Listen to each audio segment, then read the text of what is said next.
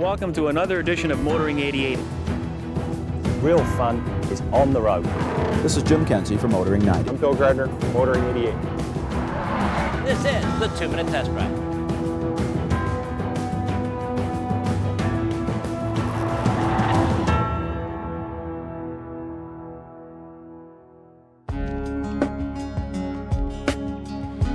We are in Monterey, and this is the first time that we have ever hosted a Motoring TV episode from Mexico.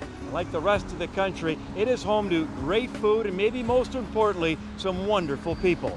It's also a home away from home for almost every major automaker on this planet. Now, before we get started, please don't get your shorts on a knot over the continuing debate as to whether vehicles sold in the United States and Canada should be built here in Mexico. It's a reality, and the reality is, in the last 10 years, production has more than doubled. It's about 3.5 million units per year.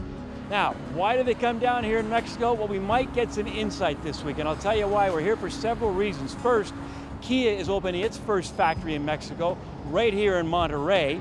We're also going to get a brief look at the second generation Kia Forte and find out why Kia is right now the talk of the town in the global automotive industry. I've lived here all my life, 45 years now, and the arrival of the Kia Motors project here to the state of Nuevo León is really important because we have been specializing in auto components, but we have never had an OEM here before. And well, people were very excited because there was really nothing else, basically just one or more companies, but that was it. So when the company arrived, it meant a lot of jobs for the people in the region.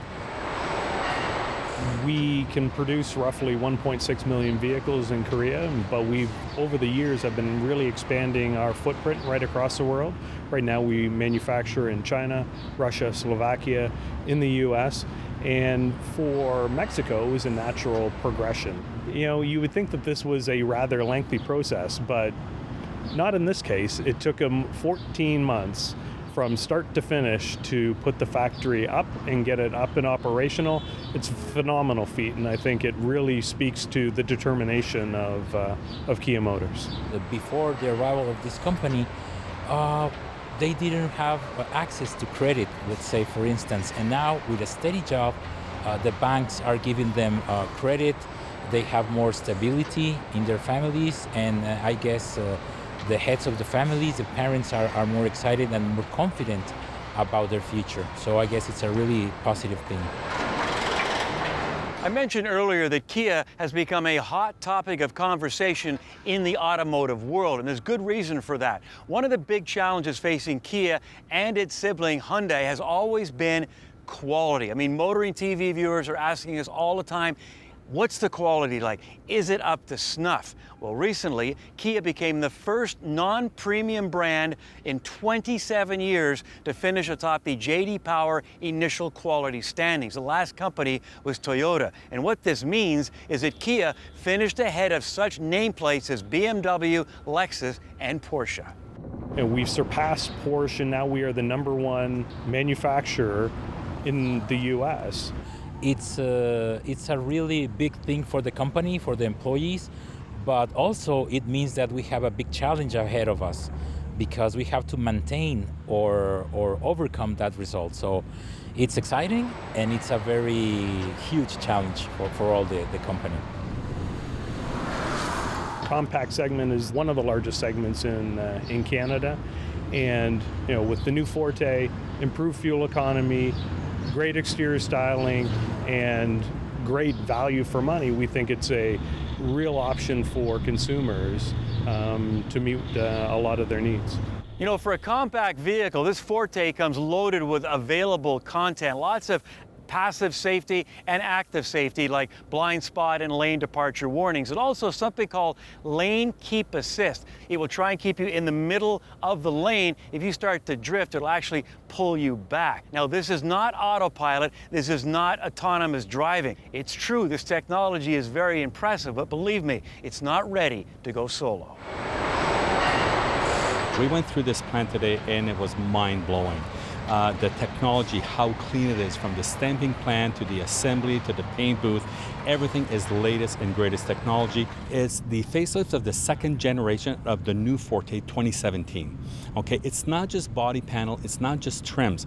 We've put a lot of technology. First of all, we wanted to achieve a higher vehicle safety. Also, we have our new 2-liter Atkinson cycle, which is a great engine on the LX model, gives you better fuel economy and very smooth engine.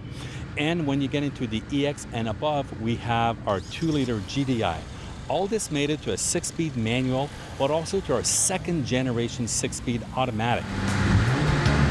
When you look at it, the cost of manufacturing is less here in Mexico, which offers us and the other manufacturers a great opportunity to build great product at a great price. If you have the chance to visit Mexico and Pesqueria, come and visit our plant. This is the home of the Forte, and be sure that the Forte is very well manufactured with a lot of love and Mexican passion and Korean discipline here in Pesqueria.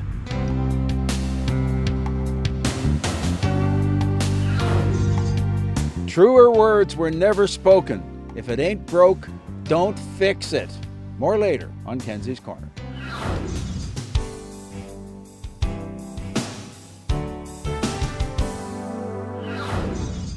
Now some of you are saying out there, but my little Johnny's too active. He won't sit still in the car seat. Well, listen, I've got 4 kids aged 2 through 12, and I'll stack them up against anybody's when it comes to being active. They've learned from day one, and I mean coming home from the hospital, the car doesn't move until the seatbelts are done up. So remember, folks, this is the future generation of our country we're talking about here. Let's give them a chance.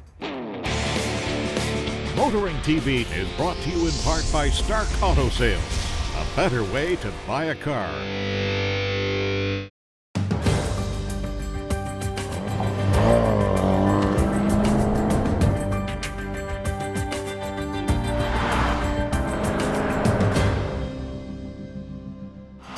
Test Drive with Graham Fletcher. My pet peeve with this vehicle is the tyre. It looks great and it gives you more space inside, but every time you want to get anything out of the trunk, you've got to swing it out of the way. They've overcome this somewhat by having the opening glass so you can throw stuff in. But to retrieve it, every time you have to swing this out of the way. It was 30 years ago when I did my first test drive, and it was on a then new Nissan Pathfinder. The years have gone by. I know I've changed. I got way less hair for one thing. But what about the Pathfinder? On this edition of Test Drive, the 4th generation. Way back when the Pathfinder arrived as a body-on-frame rig, it was designed to take the driver anywhere they wanted. Since then, it has flip-flopped between ladder frame and unibody construction a couple of times. The 2017 model sticks with the unitised body and adopts a softer road personality. About the most aggressive you want to get is a cottage access road. The upside is way more on-road refinement. When it comes to space, this Pathfinder has got a lot. 453 litres with a 3rd row up. Fold it down and that number grows to 1,201 litres. Fold the 2nd row down and you've now got 2,260 litres of cargo space, which is a great deal. There is, however, one word to the wise. If the 3rd row is not in use, fold this headrest down. Otherwise, they loom very large in the rearview mirror.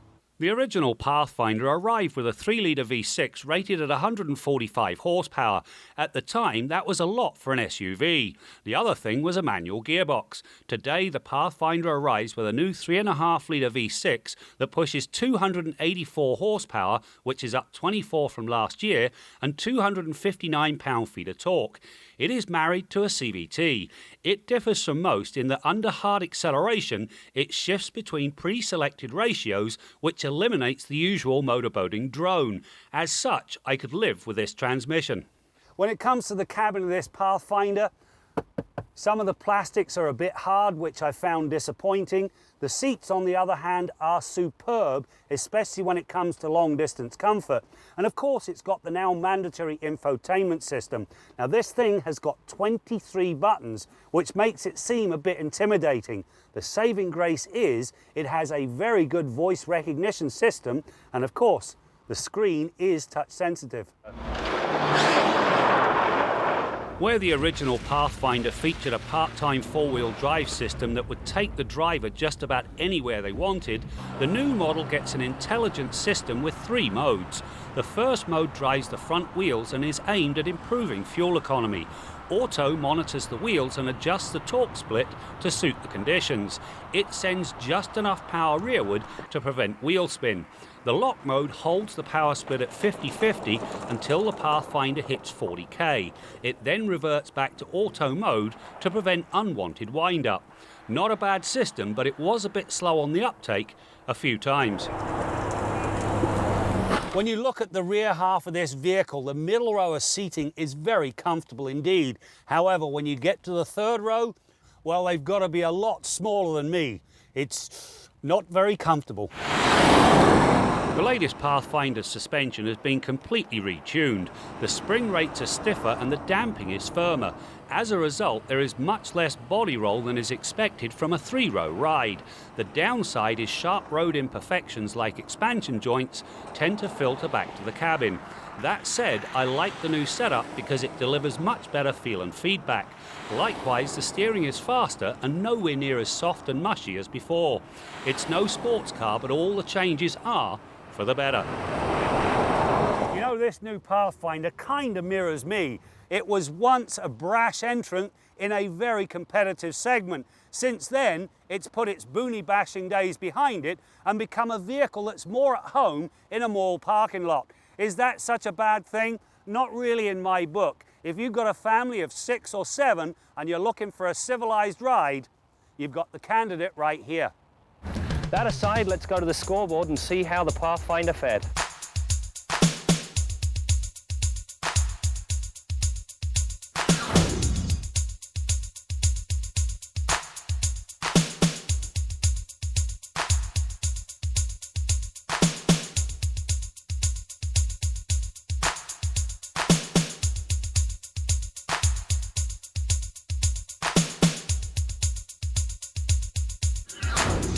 The neat thing about this experience is that people can come and look at brand new cars in what we call a sales-free environment. Motoring TV is brought to you in part by Dry Shine. It cleans, it shines, it seals and protects. Available at Canadian Tire and Part Source. It proves that the train's got really good bearings. I mean, it's dead flat, it's got very little resistance. Listen to the engine on the truck, it's barely at an idle. I mean, it looks good, but come on. It's all visuals, right? You gotta show people, it's gotta, you know, you need 6 seconds on TV that goes, wow, look at that. Like, okay, whoop-de-doo. Our motoring tip of the week concerns spark plugs. Now, in the 90s, vehicle manufacturers started to transition from the older style spark plugs that were like $4 or $5 a spark plug to spark plugs that had precious metal integrated into the tips at the firing tip of the spark plug. And over the years they've used platinum and iridium, and this has caused the spark plug to change from a $4 or $5 item to a $16 to $20 item. Now at a glance the spark plug looks the same as it always did, unless you know exactly what to look for. But the other day I had a customer's car where the alternator had died and the vehicle immediately needed a new alternator so it could continue.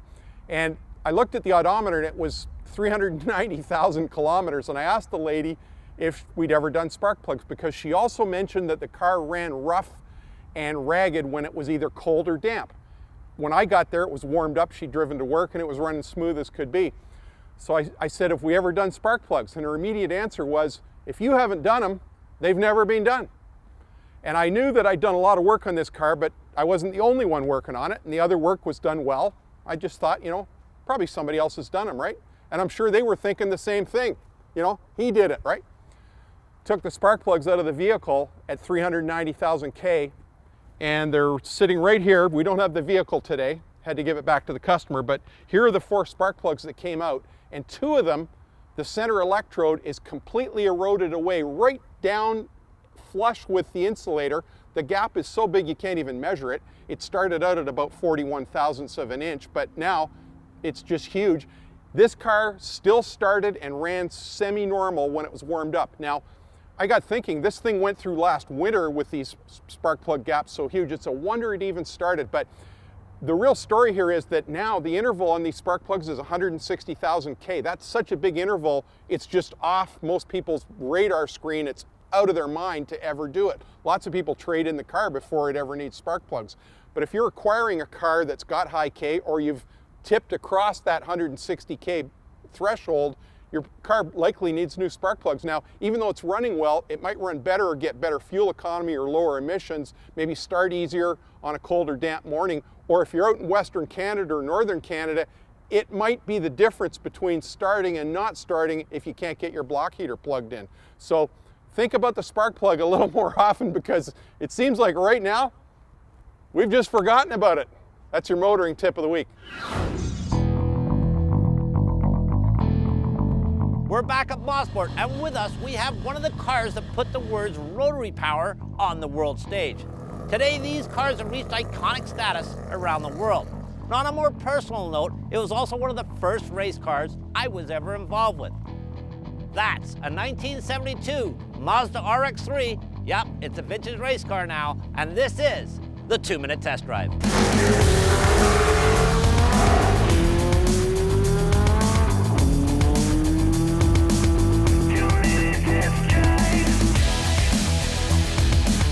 This RX3 came all the way from Los Angeles, California to be with us today, and I cannot wait to give it a workout here in Canada. Now, the thing you have to experience for yourself is that rotary sound, and trust me, you're going to need these.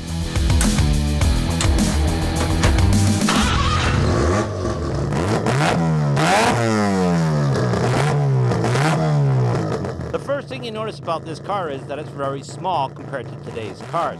This car is 42 years old, and this, along with the RX2, really put Mazda on the map in North America. Why? You see, back then, no one had ever heard of a rotary, but car enthusiasts quickly found out these pistonless engines made huge power for the day, and that made these cars tailor-made for racing.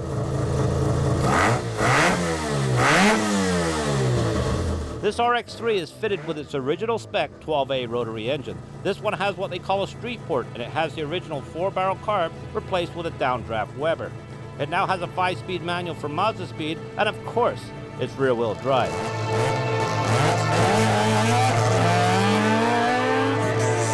It has struts up front and a live rear axle, which, to be honest, is not the greatest setup.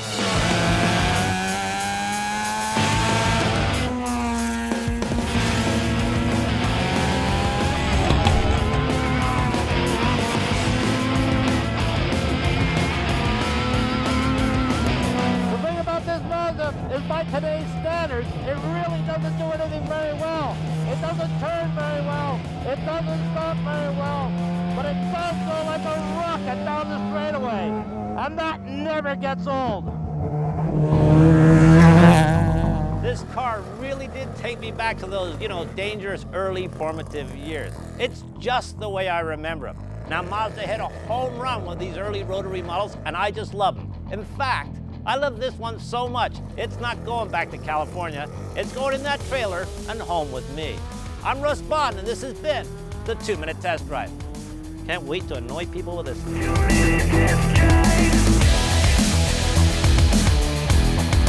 Motoring TV closed captioning is brought to you by Chevrolet. Find new roads.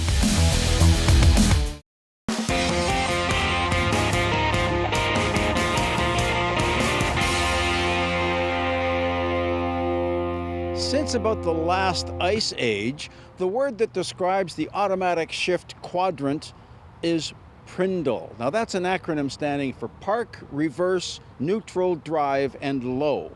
Now it doesn't matter whether the transmission is a column shift, a console shift, push buttons on the dashboard, or even the rotary knob that some Jaguars and Fords are using, the sequence is always the same. Park, reverse, neutral, drive, low. Now sometimes the L is going to be M for manual or S for sport.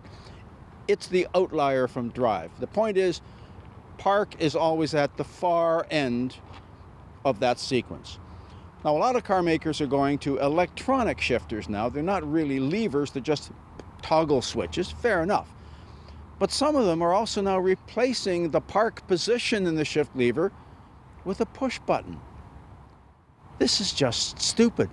Every car built in the last 50 years with an automatic transmission, you shove the lever to the front, click, you're in park. You know you're in park. It's not a problem. Why are they changing this? Worse still, these push buttons have zero travel. They're electronic, just a little 1 millimeter push. In the Genesis G90 I drove recently, the only difference between park being engaged and not engaged was that the extremely dim blue letter P on this button became slightly less dim.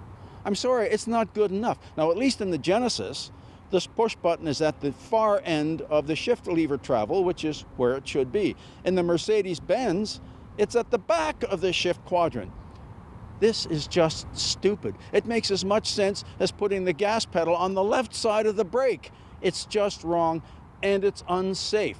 Now, that Mercedes owner, probably it's not his only car. Maybe he's got 3 or 4 other cars. They all get into park by shoving the lever forward. Does he have to think every time he gets out of his car, how do I do this? It's wrong. Everybody knows where park is. Make it the way it is. Engineers around the world, remember, progress means making things better, not just making them different. If it ain't broke, I'm Jim Kenzie. You know, it's a rare treat for automotive journalists to get a peek behind closed doors at an auto manufacturing plant like we did here in Monterey. I spent a bit of time there, so I didn't get as much drive time in the Forte as I would like. However, first impressions was thumbs up. And we'll leave it to Graham to give us a full-up review on a future episode. As for building vehicles in Mexico, yes, we have the best plants and best auto workers in the world right in Canada. And yes, we love to build all our cars in Canada, but it ain't gonna happen. I mean, the reality is for car companies like Kia is that they can come down here and with little red tape build an affordable car with lots of content. They're all having a good time here. And to me, that is a win-win situation for everyone, but especially we, the consumer. Before we go, Motoring TV and the Car Guide have joined forces to bring you what we think is the best one-stop automotive website in Canada. Stories by leading Canadian writers, more videos, and 30 years of Motoring TV archives. You can also check out our TSN broadcast schedule, and of course, join us on Facebook and Twitter for the total Motoring TV experience. So that's it for now. We'll see you next time out as we continue to bring you more stories about cars and the people who drive them. A beautiful car is like a beautiful woman. It says you can be sitting on a park bench and have a 10-year-old, a 40-year-old, and a 70-year-old. And when a beautiful woman or a beautiful car goes by, heads will turn. And I think we have a beautiful car.